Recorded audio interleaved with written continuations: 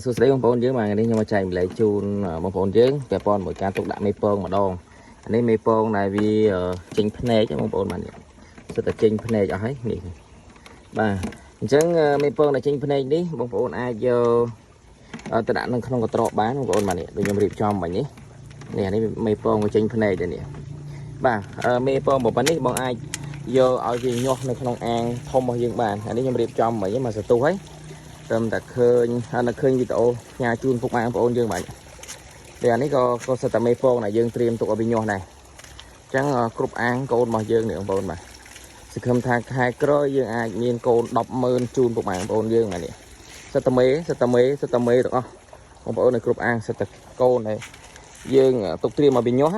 នេះបងប្អូនដែលចង់បានមេពងស្រាប់ក៏បានដែរនេះមេពងដែលវាញាស់អស់នេះបងប្អូនបាទមេធំល្អនៅក្នុងអាងនេះដូចគ្នានេះសិតតែមេធំអញ្ចឹងបងប្អូនចង់បានបច្ចេកទេសងាយស្រួលនេះអាចតាក់ទងមកខាងយើងបានបងប្អូនបាទនេះញាស់អស់យើងយកទៅប្រកាត់មួយអាងឈ្មោលបន្ថែមនេះសិតតែកូននេះបងប្អូនបាទនេះស៊ីលពៅរត់ប្រសាចអាហ្នឹងកូនវាញាស់អស់